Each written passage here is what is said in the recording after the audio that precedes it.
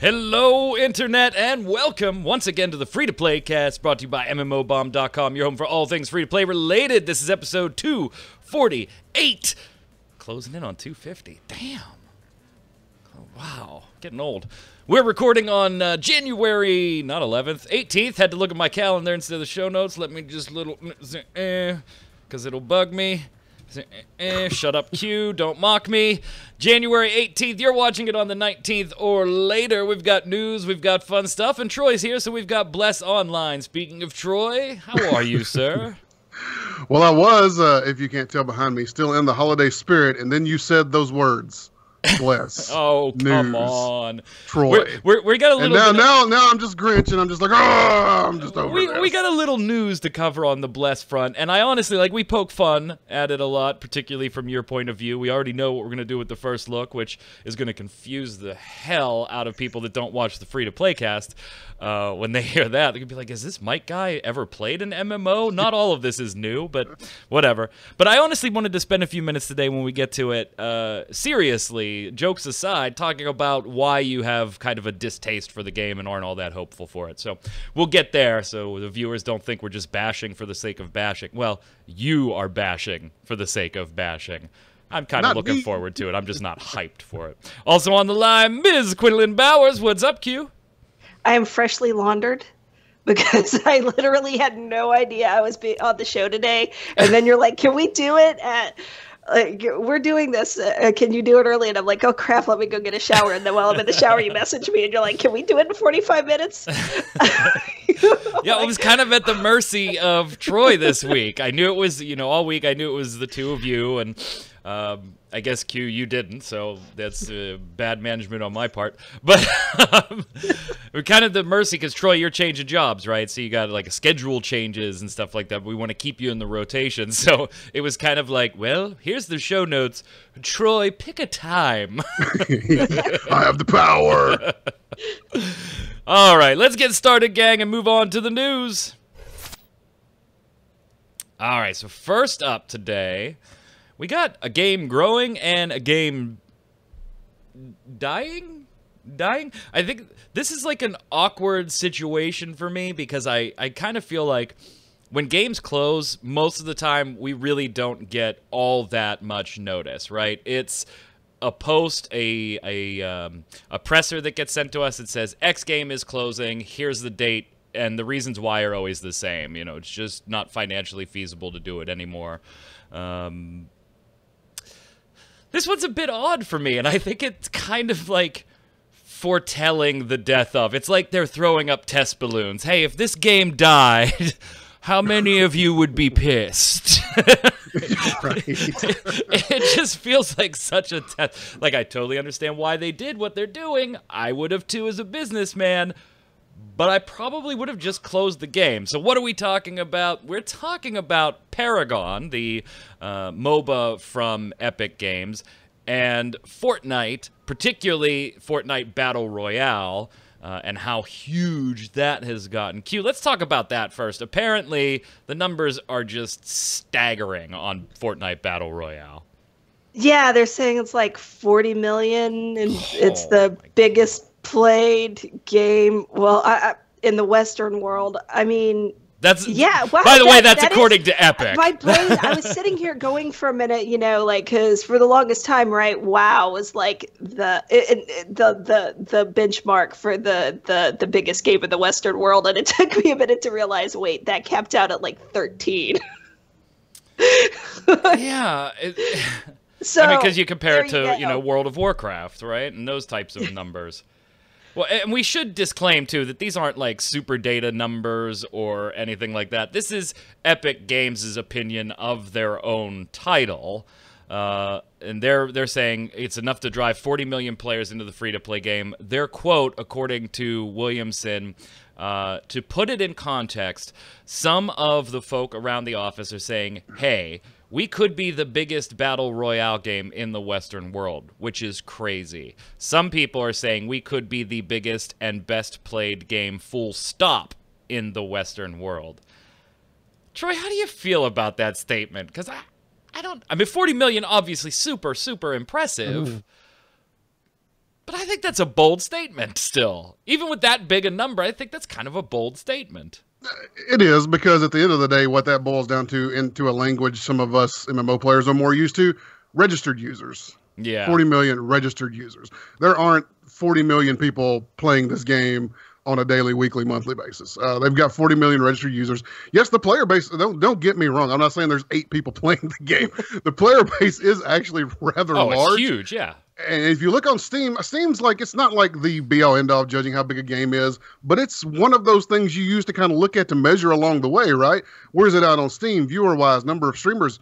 It's up there, man. It's up there constantly. So, yes, huge player base. Are we to the point where, like, yeah, they're tooting their own horn a little bit, I think, and I think rightly so. I think, possibly they're seeing this huge game come out of nowhere, and they're thinking, well, maybe if we toot our own horn a little bit, we'll snowball this on up and be even bigger than what we are now. So, I mean, it's hard to blame them, but at the same time, yeah, it's a reach right now. I do believe to be saying some of those things, but at the same time, it's not so far out there that I'm just like, oh, rolling my eyes. Oh, my God, bless online. Blah, blah, reinvent the MMO genre, blah, blah.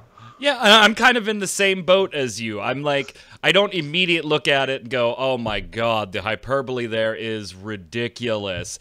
Yeah, I go, because it is you know a huge what? It's game. possible. It's definitely possible. But you take a look, Q, at things like RuneScape, and we talked a little bit earlier about like Runes of Magic, or not Runes of Magic, World of Warcraft, and Runes of Magic. Where the fuck did that come from? I don't know, but I'm pretty sure Blizzard's upset about that. Yeah, I would be too. Blizzard, mea culpa. Yeah, RuneScape and World of Warcraft, and Troy, to your point of, we read this number and it's not players, it's accounts created, and those are 2 titles that have hundreds of millions of accounts created. Mm-hmm. Of course, okay. I mean, they're going up against Battle Royale, Q, right? Okay, PlayerUnknown's Battlegrounds. So here's the thing. I just kind of looked it up. So it says this is a PC Games N article. Fortnite has 40 million players and 2 million concurrent users.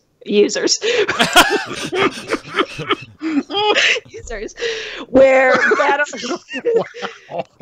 I don't feel so bad about Runes of Magic now. I don't know where that came from. Whereas PUBG has 1.5 million. Yeah, and it's something like 24, 25 million copies of the game sold, which is obviously a huge difference between these two. I think if PUBG dropped the box price tomorrow, all of a sudden it's much bigger than Fortnite Battle Royale. Fortnite's also on an extra console that PUBG isn't on right now too. So. Yeah, that's true. That's true as well. A little bit more accessibility. I think this is just Steam. This is just Steam for PUBG is 1.5. So wow, that's just Steam. That's in the last 30 days, the average players, they've gained 103,000. Man, these are staggering numbers. And see, here's the thing. What makes them more staggering for me, guys, is I can't sit there and just play Battle Royale over and over and over and over again. It's something that, Troy, I'd jump in with you and Q for a match or two and then probably move to something else for the night, and maybe in a couple of weeks we'd have another match or two. That's what makes it even more staggering in my own head. I know there are people like that, and I don't know if either of you are, that you could sit and BR it to death for a 6-hour gaming session. I just can't. That's why these numbers are even more impressive to somebody like me, Troy. I can go through big spurts in Battle Royale, but then I don't touch it for a couple of weeks. Like we just had my friends and I, we had a big Fortnite go at it a few weeks back. Haven't really touched it since. At least I haven't jumped back in. They have a little bit, but not so much. So, yeah, I mean, it is a little repetitive, but at the same time, the people who are playing it over and over again, I can see why, because there's a little bit of the luck of the draw. Of, am I going to get the weapon this time? You know, the big epic legendary weapon. Right. Am I going to land in a spot where all of a sudden I'm not surrounded by enemies, and all of a sudden, I'm easily making it to the top 10 where I've got a real chance to win. It's a little bit of that. And I don't want to compare it to loot boxes, exact per se, but a loot box, the next time could be the one. Battle Royale's kind of like that too. The next time could be the one where I get the drop and I'm in a good location and a lot of people die early, and this could be the one that I win. So there's a little bit of that, and I could see why people just keep going back because, if you finish top 20, top 15, the next time could be the time. And that's usually when you finish 97th. Q, your thoughts on it? Can you sit there and BR it all night? No, but I can't really just sit and do hours and hours of gaming anymore anyway. I actually get physically ill trying to do that, so I just it's not the game style itself, it's just... It's probably, that I got like a really crappy, it's like sitting for too long in any one position just destroys me, so I'm constantly moving around. No more teenage 14-hour Saturday gaming sessions, huh? Oh, shit. No, I would do like 36-hour sessions. Are you kidding me? Like there was one time I did a 36-hour gaming session to finish one of the Prince of Persia games to just knock it out, and then I had to go to the local college and argue with them about my financial aid because they did something screwed up. No sleep, and I'm in there yelling at them. Trying to time stop while you're at the meeting and shit. I know, it wasn't even a meeting. I was just standing in the middle of the thing going, okay, what did you do? Like, I was so over everything by that point. And I was just like, I couldn't handle it. I shouldn't have been allowed out in public on that day. But it's also important to know, I mean, we're not trying to take anything away from Fortnite. It is huge. It is absolutely huge. It is massive. It is impressive. If I were Epic Games, I would be very thrilled, and I'd probably be saying these types of things too. It did cause me, like you said, Troy, a little bit of pause going, well, that's not ridiculous, but let me look into how close that is to being true. And I think the thing that's even more important to consider is this game just launched 100 days ago. 100 days. 40 million. 100 days. So, that being said, Epic Games does have another game queue. They do, and it's also a pretty game. On my list of pretty games. We have talked about Paragon a few times here. Initially, I really enjoyed Paragon during my first look. Even for myself, though, who's somebody who likes a slower-paced MOBA, if I'm going to play a MOBA at all, even I thought initially the game was too slow. So the Epic Games has been making changes to Paragon, and apparently it's still in beta, right? I don't believe it's ever actually launched. I think it's still in a beta stage. Somebody can look that up while we're chatting just to make sure. But I don't know if it's going to come out of beta now, Q. What's going on? Oh, I mean, they've basically said that partially because of the success of Fortnite and, needing people to support what they're doing on that game, some of the developers are just kind of slid over there from Paragon. So they're still working on it right now. They said they're still working on it. They're still trying to find a way to make it grow in popularity and make it viable, yada, yada, yada. But they will be slowing down on basically on what's going to be coming out for it. Like you won't be seeing hot and fast updates or anything like that. It's just going to, be. They have not actually said we're going to dump the game, but but they're going to dump the game. Come on, right? And you know what? I feel for Paragon players, Troy, right? If you enjoy, and it is still in beta. They haven't reached version 1.0 yet. They're still on 0.45. I feel for Paragon players, just like I feel for players of any game when it closes down, just like I feel bad when my game of choice for the moment or something I enjoy closes down.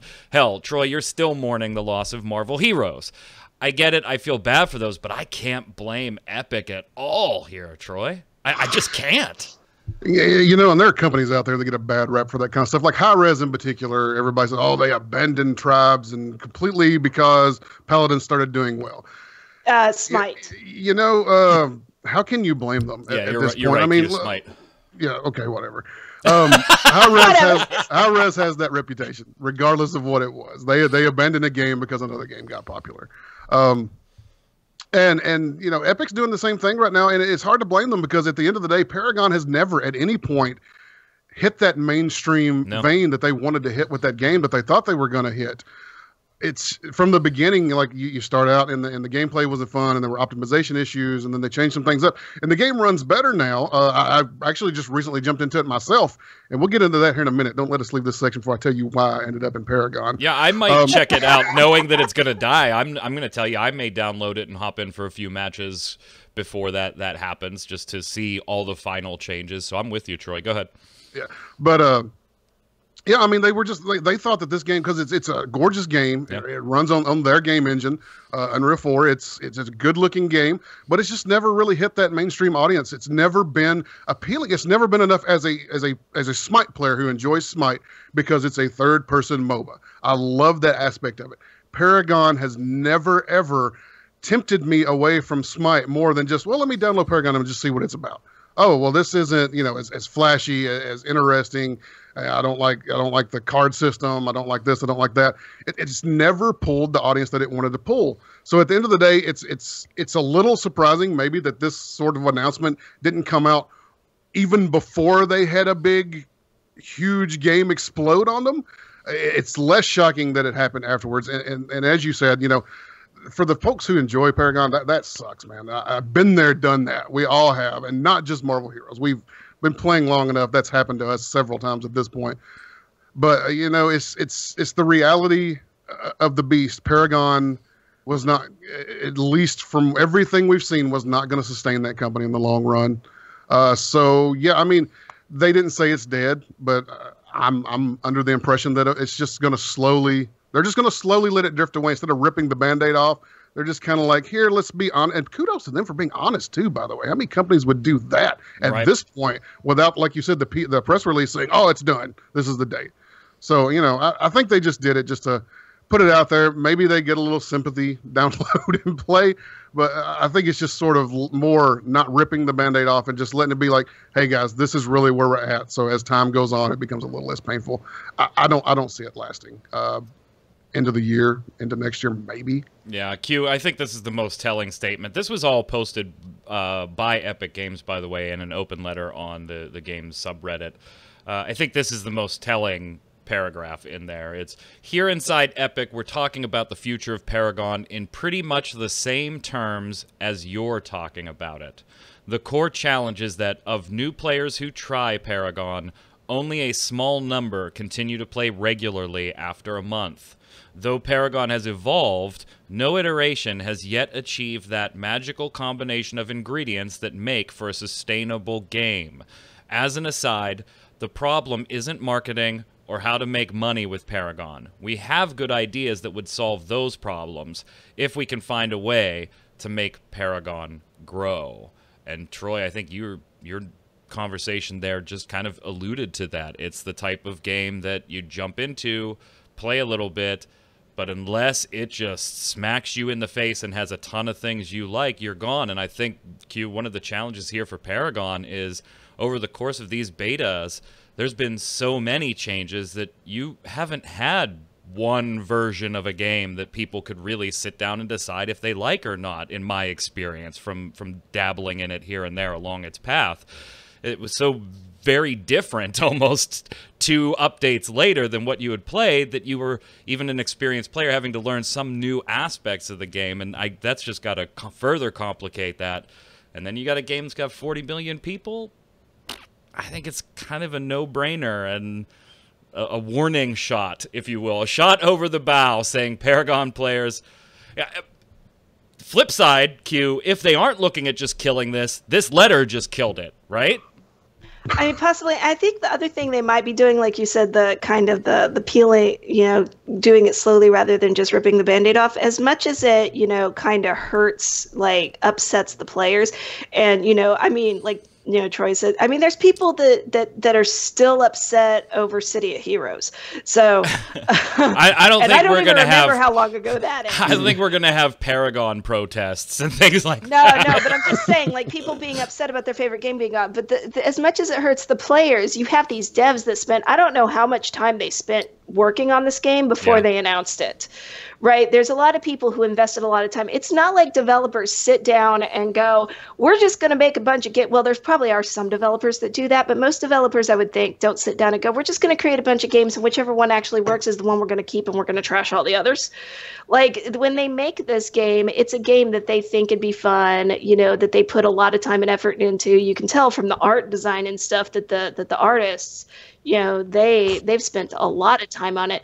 So it's one of those things, you know, it hurts them a little bit too, to just be like, well, this game that we came out with that we thought was so great has just totally been, you know, destroyed by this other game we just came out with. And now we have to make a decision between the two, and it hurts. So they might, you know, might just be kind of, you know, taking it slowly for their sake to just, you know, to just kind of make it easier on themselves too. I mean, I gotta think, Troy, putting this letter out in the wild, you know at some point that to me, they have to be planning to shut it down. They can't honestly say, we have some ideas, we're still going to develop and move forward with a couple of those ideas to try and entice new players and get that magical formula. It's just going to be slower because we got to move some devs over here. You can't honestly expect that to be believed when you say what I just read from that statement, which makes it sound like, hey guys, it doesn't have the player base. We're reallocating resources. We never found the secret sauce. If I was even thinking about playing Paragon as somebody totally new to it, I'm going to go check it out just because it's been a while and I may not have a chance much longer. But as a totally new player looking for something like that, reading that, I immediately go, oh, that game's... They're telling me it doesn't have the audience already, and that to get the audience, if they even try it, it's going to be slow. That game's dead. I'm not even going to try it. So if that wasn't their intent... I think the open letter did more damage than good. That's why I have to believe they already know that this is closing. Yeah, I think this was a last-second roll the dice, even though there's a very, very slim chance. But you roll those dice because if you know you're going to shut it down anyway, you just put the letter out there. It does one of two things. Odds are it's just a self-fulfilling prophecy where it kills itself at this point. Or there's that slim chance you're rolling the dice and you get a #SaveParagon sort of campaign across Reddit and social media, and maybe that's the only thing that could save it. So they're just like giving the opportunity to the players, if there's this slim chance that you're going to do the Save Paragon campaign, here's your opportunity, run with it. And you know, I don't think that's really going to happen. I think they missed an opportunity, actually, because I was just thinking, so here's the thing, right? Like you were talking about, Paragon has changed so much, so many iterations just during this beta, right? So let's take High Res and Paladins. How different is Paladins from when it launched? But people are still in there. They're still playing it. They're still interested in it. Whether or not people bitch about it or not, they're still in there doing stuff with it. And High Res is just continuing. But High Res had the benefit of Smite. So they can just basically be like, all right, all our Smite players, go try this out.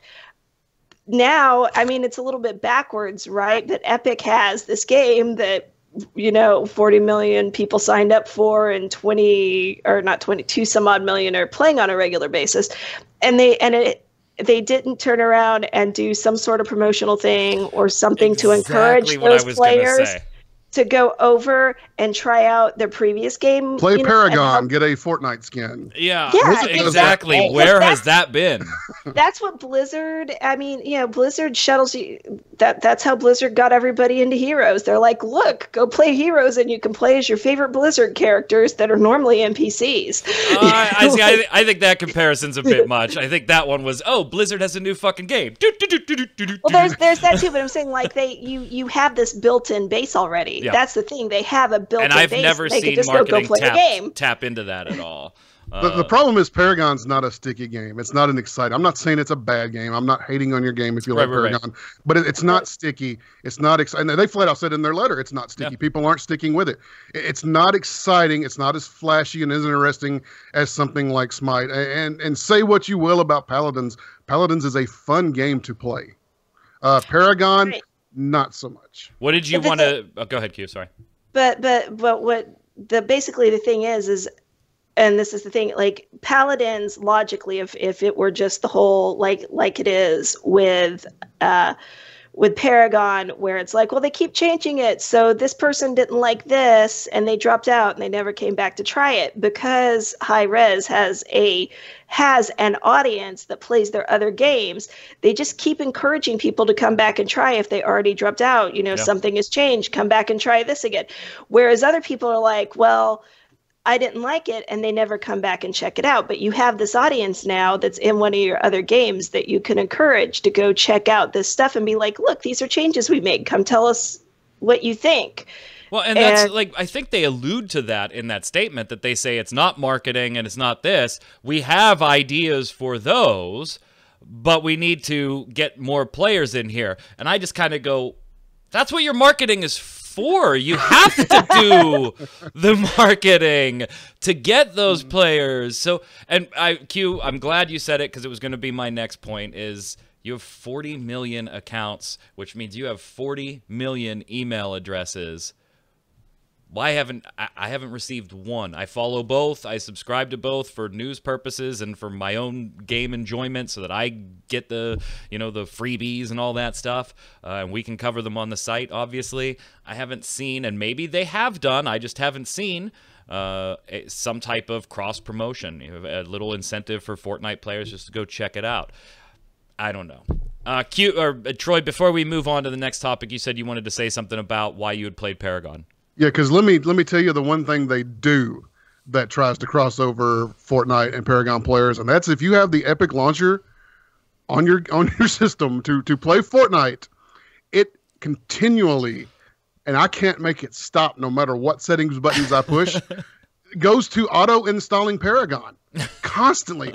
Finally, and that's, by the way, Epic, that's not the way to do it. That's not good marketing. Yeah, that's not cool. The emails and the cross promotions and the play Paragon and get something in Fortnite stuff, but the automatic download. So finally, I just broke, just because I'm jumping out of games, and I was like, you know what? I haven't played this in a long time. Fuck it, let's just let it download and see what it is. I played it for like 2 days, and I was like, oh, this is just as boring as I remember it being, and I wound up uninstalling it.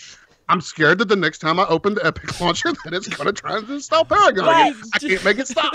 Troy's like, work. You know what, to play it did work. To play Fortnite Battle Royale, it is totally worth it to just sign off 20 gigs of data on my computer and just stop that thing from going. Well, I can't really blame Epic. I think there are some things they could do that I haven't seen them do, but I mean, you're not talking about Smite versus Tribes, and yeah, Smite is bigger. You're talking about 40 million, and then a very, very, very tiny player base that, honestly, I don't think Fortnite Battle Royale success has anything to do with it. I think Paragon just kind of failed on its own, whether Battle Royale was a thing or not. I think the Battle Royale just made it more obvious to them that they were kind of spinning their wheels with Paragon. All right, let's move on and go to Troy's favorite topic, Bless. Now, on the news front of this, there isn't a ton of news. They put a dev roadmap, a dev talk on the game's Steam page, because we do know it's coming out sometime 2018 on Steam. And while there are some questions that maybe you're interested, go take a look at it. You can read it on the Steam page. We have an article on MMO Bomb linking right to it for you. Basically, it kind of got summed up as, we're not giving a date yet. We're working on a bunch of things for early access. Those things include combat getting a lot of attention, since it's the bulk of the game, general optimizations, UI tweaks, that stuff. But that's it. It was kind of disappointing, actually. I would rather they didn't post it until they had a few more details. Even if they weren't ready to release the date, I'm fine with it. But for Bless fans, it is a bit of an update, so I'm sure those fans like seeing constant communication, even if there's little substance. There's something to be said for clear and constant communication. So I don't begrudge them, NeoWiz, what they did there. But Troy, I brought this up because you poke fun at Bless a lot. I'm generally just, hey, I look forward to it, but I'm not mega hyped like some of the Bless fanatics that comment on the show and on Bless articles and things like that. To me, it's too little too late for that type of hype. It's been too long. But we've never really gone into why you're kind of anti-Bless at the moment. And I thought it might be beneficial for the viewers to see where that view comes from. So what's up? Essentially, it just boils down to years of experience and watching these games come and go. coming over, and like you look at something, and like even the most recent one, right, Black Desert Online, most people consider that a success. But at the end of the day, the game is fun to get in and play the combat, but you just get back to the grinding. It's all a grind. It's all paying for stuff and grinding at the end of the game. If you don't believe me, go to Reddit, go to the forums. That's what that game is. It's not as big as it could have been if it had done something unique and different besides just repetitive grinding content. And Eastern import games, they all tend to come over and be almost the same game when it comes to that. Well, so that's what's successful in the East. You can't argue with it. I'm not arguing that it's not successful over there. It's the audience over here who always hypes these up and blows these up, that they're going to be the next big thing. They're going to be the reinvention of the MMO genre. They're going to be the revitalization of why I want to play MMOs. And for 30 whole days, they're going to be. They always are. They're hot when they first land because it's a new game. It's a new MMO, especially in the West. We're not getting a ton of new MMOs coming out. They're not dropping like hotcakes like they were a few years ago. We don't get the new and shiny as much as we used to. Most of our new and shiny right now is coming from there. So I understand the excitement for new shiny. The problem is, look back at the history of the news of this game and going to publishers and getting kicked back to the developer because it wasn't complete and things weren't going well. Being shut down and then booted up in some areas. Yeah. Aria Games has decided we're not going to publish you over here. To me, that speaks volumes about the condition your game was in at the time. And it's not that I just hate all Eastern MMO imports. I actually enjoyed Blade and Soul for quite a while. But at the end of the day, they come over with this huge amount of hype, and then they land, and they're either grindfest, pay to win, or both, and they don't end up being a huge revolution in gaming, and they end up with this small player base who, yes, enjoys the game, and that's fine. If you enjoy Bless Online when it comes over here and you play longer than 30 days, I'm not hating on you. I am happy for you.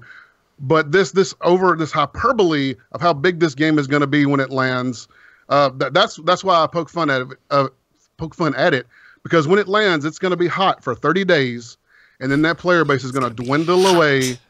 And then we probably never even talk about it again until it closes down. I'm pretty sure you're wrong, and it's going to reinvent a lot of things, and it's going to change your mind with systems you can't even comprehend. Like you'll have the ability to get a big group of your friends, right? Like 40, 50 people, and you're going to be able to put them all in one group. I think they're calling them guilds. I'm not sure yet. They haven't released that.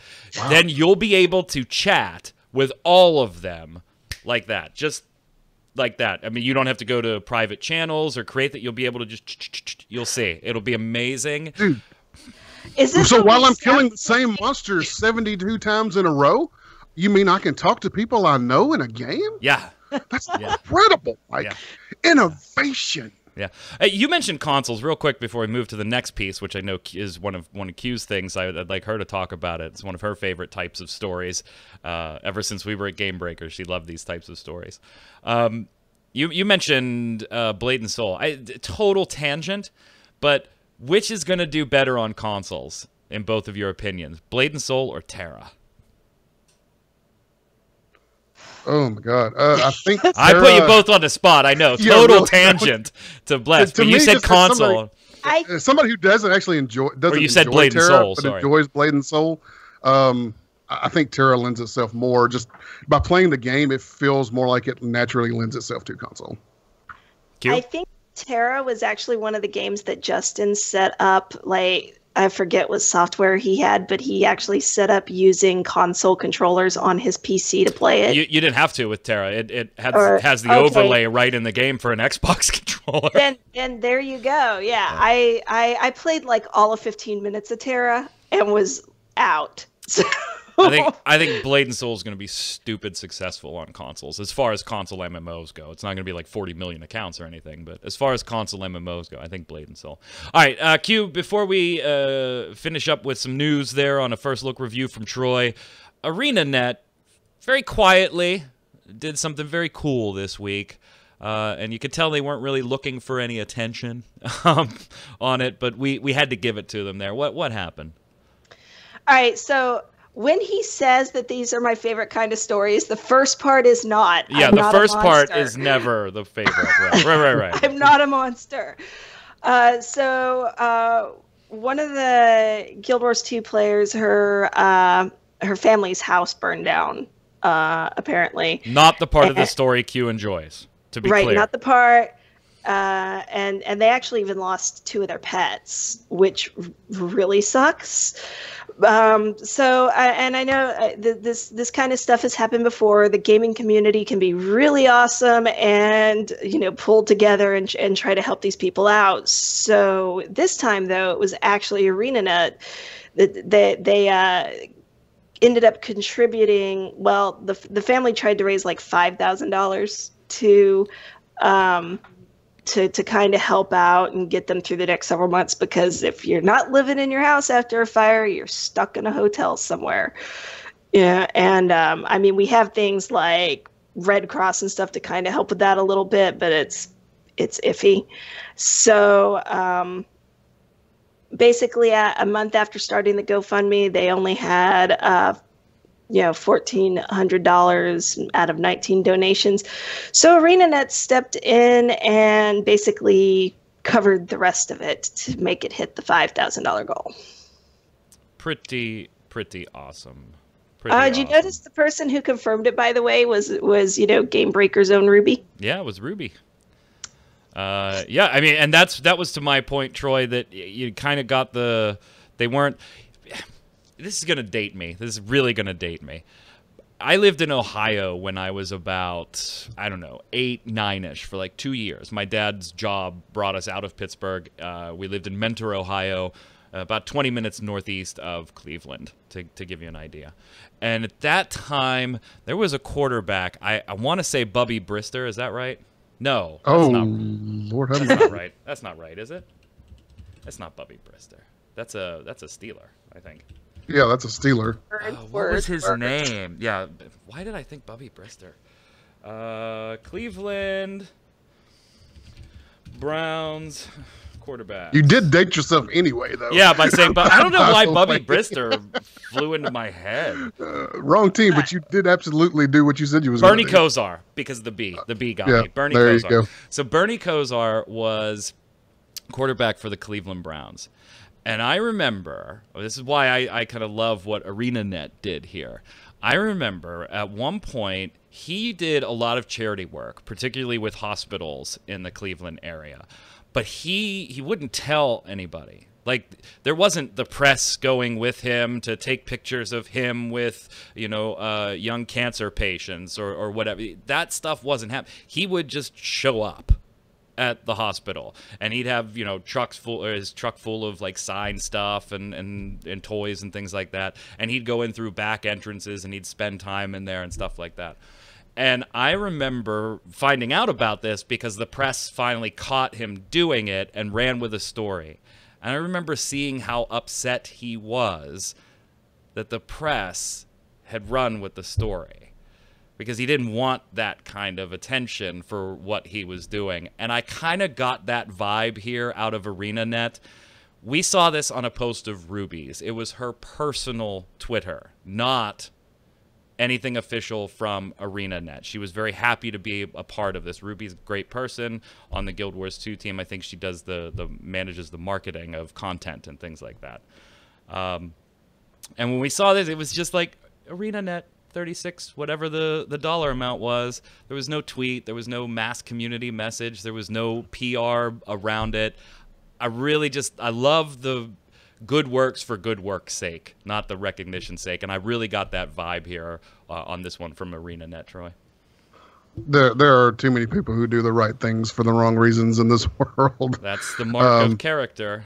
When you do the right thing when no one's looking. Yeah, just a feel-good story from a company who overall, has a tremendous amount of love from their player base, giving back to somebody who has dedicated so much of their time and their love to that company and gotten so much joy from them. To watch them just give back. They sent them a care package too, by the way. It's amazing. Yeah, it's like probably, and here's the honest part. Probably the player who received this, they were probably as excited for the stuff in the package as they were the donation. I'm sure the donation was very much appreciated, very much needed.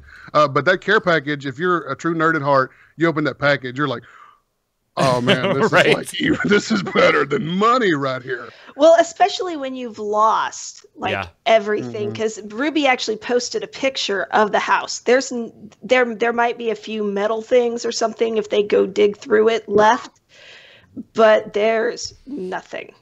Yep. So that's kind of a start on getting their nerd stuff back.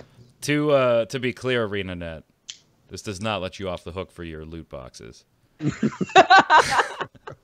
All right, let's finish up, Troy. You did a first look we posted this week for Stash, and very quietly became addicted to it. From what I watched on the first look, what's it all about? Well, you first sent it to me, and I read tabletop RPG meets MMO, and I was like, I even messaged you back. I was like, that actually sounds cool. Let me check that out. And then I played it for about the first hour, and I was like, oh, this actually is not good at all. So I was like, I don't know what to do here. And then I just wound up going back in and diving into some of the crafting and stuff. And I'm not ready to make a judgment call yet. I've played more since the first look, but you should jump in and check it out. It's tabletop RPG, turn-based combat. You even make a little tabletop game-looking piece for your character. That's a little bit of character customization, but you jump in and you slide around the world. You go into dungeons and you do encounters, and you can group up with other folks. There are other folks just roaming around in the world, and they're chatting in the chat box. I know, innovation, right? You can chat in an MMO. Isn't that incredible? I can't believe Bless Online invented that. Oh no, you'll see. Their chat's going to be different and better. You'll see. Next level. I'm sure it will be different because their chat will probably be full of gold sellers. Yeah. You'll see. You'll see. But yeah, so I've been jumping and checking it out. You're gonna have everything. Dude, incredible. So the strategy is a little shallow, but I said flat out in my first look, if it really is sort of plays like an MMO, you can't judge that too harshly early on. Years and years of playing MMOs, the first few levels always suck, right? Like it's always bad. I don't care what game you're playing. So I've been playing it, and what I'm looking for later on is a little deeper strategy in the turn-based combat. And a little more interesting loot and drops and collections, but it was an all cosmetic cash shop. It's a very fair free-to-play system. It's available for free on Steam right now. It's called Stash, STASH. I recommend you, at least if you watch the first look, and if it looks at least a little interesting, just download it and check it out, because the more I play it, the more I get into it. Can't imagine it's a huge download or anything either. No, it's not. I've had it on my computer since October of 2016. So. And you did not download it just to avoid the automatic install, right? You chose to download this. It was when I was working at Game Skinny, and they asked me to interview the president of the company and all that stuff. So all right. Well, if you're into tabletop, it's sitting Steam. Might be worth it. Check it out. Let's go over to the weekly bombs. All right, my weekly bomb is a dub bomb to Battle Right's latest character, for obvious reasons. It's a magician. So cool. Go check it out. Battle Right. Do you even play Battle Right, bro? No, but I like the character. I actually, this is because you had sent that to me this morning. Years and years ago, I used to be part of an online a forum-based RPG kind of thing, and one of my characters was a magician named Xander, only it was spelled with an X. And people always, I get this email a lot. Yes, I am actually a magician. I mean, just to give you an idea, that is an entire shelf of just mad. There's a lot of deck of cards there, Troy. That is a lot of decks of cards. And that is, yeah, so I like the new character. Go ahead, Q. I'm going to give an A-bomb to snow in the South. I mean, we didn't get a lot of snow. We got like a few hours worth of snow, and it got, maybe that thick. Preach it, sister. Preach it. Southern Mississippi is not built for this kind of thing. So like, I live in an upstairs apartment. I can't leave. I haven't been able to take my dog out to pee since early yesterday because my staircase is nothing but ice. I can't get out of my own apartment. Yikes. It's ice. So if there's a fire, I'm just gonna die. Yeah, we have about 5 or 6 inches of snow out there right now. It's more cold hitting us in Pittsburgh right now. These damn cold fronts taking things into the negatives every night. Go ahead, Troy. It's something I think you guys touched on a little bit last week, and we've talked about Paladins a little bit today. But Paladins, look, Cards Unbound sucks. It's pay to win. You can now buy the chests through VIP points. And then if you're a VIP, then you can buy more VIP points with gems, which you buy with cash. So yes, Cards Unbound sucks. It's pay to win. But that Battle Royale mode, the Battlegrounds, that looks amazing. I'm going to play the crap out of that. So dub-bomb to that. And just so we're official, A-bomb to Cards Unbound. It still sucks. It's still pay to win. It's terrible. Progression in your loot chest buying, that's a bad idea. But their Battlegrounds looks super fun. I like so I'm going to be Troy that guy like, who hates on this one part of it, but I'm over here playing the shit out of it, too. He's like, oh, just so it's official. There's an A-bomb. Like we have a record keeper somewhere that is like... Hey.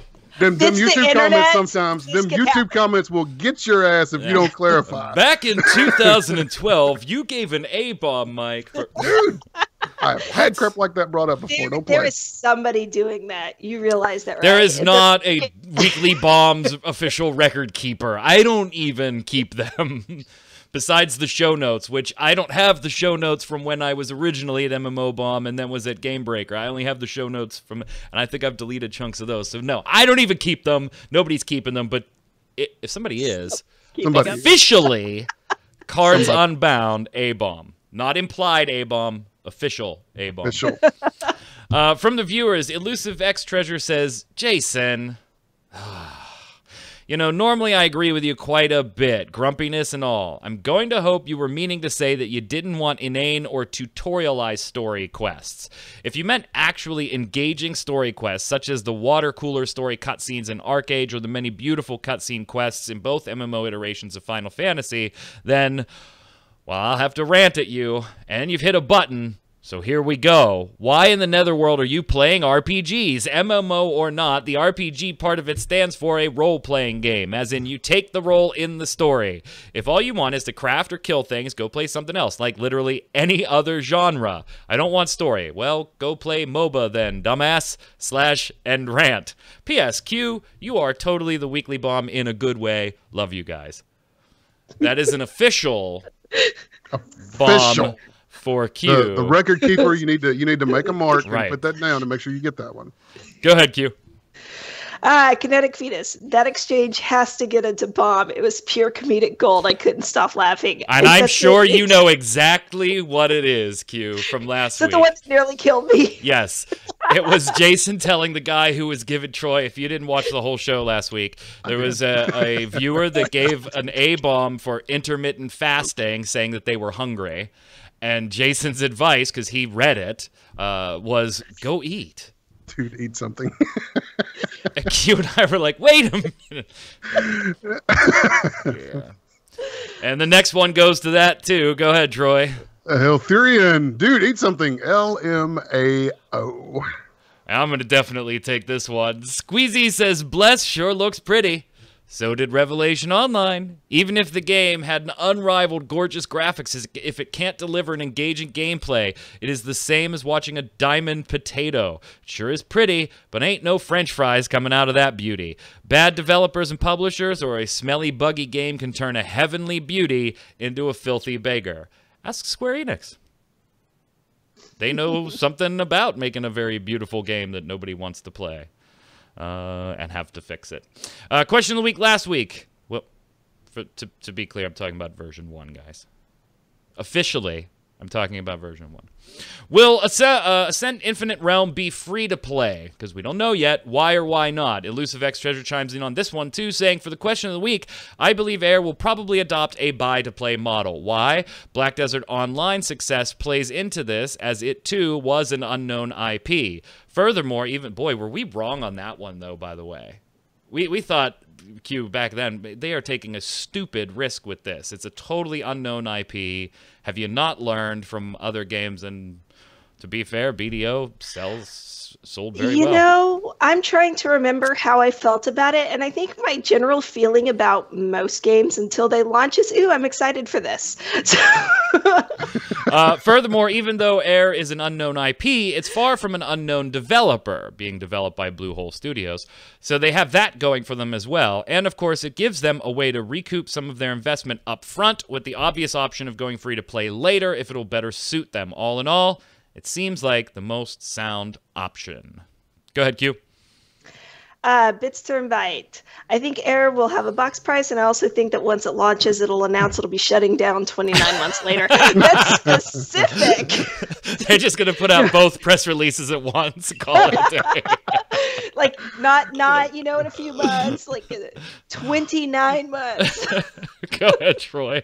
Squeezy question of the week. Air will not go free to play at its launch. Bluehost still under PUBG's Halo, and Kakao Games insists in BDO not going free to play. Therefore, Air has no chance in ever launching as a free to play game. It will probably follow the early launch plus buy to play model, and only if it fails hard and doesn't make enough profit will there be a chance for it going free to play. In any case, we better brace our not mine wallets because loot boxes are coming. And finally, Adokata says Air will likely only go free-to-play if Black Desert Online makes the jump and shows to be more profitable as a result, but will still only follow an early access for Founders Pack buyers. Otherwise, it will just be another buy-in like all products the companies have worked on thus far. Except Terra, as far as the developer. If you were referring to just Kakao, then yeah, I get you. Let's not forget that none of them ever started as free-to-play. Oh, shit, you're right. Okay, I should have read the last sentence, Adokata. It didn't start as free-to-play. You're absolutely right. My mistake. I'm a dumbass. And on that note, not the dumbass note, but the Air note, I can't disagree with any of them. I think it's going to be buy-to-play at launch. I'm going to cover it, because we don't know yet, and I hope it will be free to play. But just like Overwatch, we will cover it until we know for sure that it's not. But I can't see a reason that they do free to play here, even despite Terra's success. Troy, any thoughts? It's he's just like okay. Sorry, you caught me off guard. I'm with you. Buy to play. It's gonna be. I'd be shocked to see it launch free to play at this point. Just like you said, just given sort of the history of the developer publisher, I'd be surprised. Q. And they've got so much the game has so much stuff in it. That they're trying to do at once, that they'll probably put it behind a paywall to start with just to pay for all the crap they're doing. That's my biggest concern about the game. It looks kind of scattershot. Like somebody had a wall of MMO ideas, Troy. Yeah, and they stood 5 feet back. I would never pay for this. And they fucking over the place. They fired buckshot into the wall. I mean, and wherever those pellets hit, it's like, it's pretty, which again, it's pretty. There's airships, and there's mechs. That's all I need to be entertained for a little while. We shall see. Question of the week for this week. What's your... Q wrote a top 5 this week. Top 5 free-to-play solo games when you're feeling kind of antisocial and want to jump off of an MMO for a little while. So I want to know what yours is. What is your favorite solo game to kill time when you just aren't feeling very social, and why? Tell us in the comments below. Be sure to leave your weekly bombs down there as well. D-bomb for something good, A-bomb for something bad, or your questions or comments for the panel. Until next week, Q, where can everybody find you? Hanging out on Twitter at Quinlan. Troy. For right now, you need to be throwing it to twitter.com/noobfridge because Daddy is transitioning to a new job and weird schedules and stuff. So we'll get back to streaming at some point once my schedule sorts itself out. But I'm changing schedules like every couple of weeks right now. So, yeah, just check me out on Twitter. I'll announce when stuff goes down. Thank you very much. I'm Mike Byrne. You can follow me personally on Twitter right there at magicman1, MAGICKMANN1. But, of course, while you're there, and more importantly, follow at mmobomb.com so we can tweet at you every news, first look video, preview, interview, everything else that we've got coming out on a daily basis, including giveaways. Until next time, gang, stay safe. We'll see you on the servers.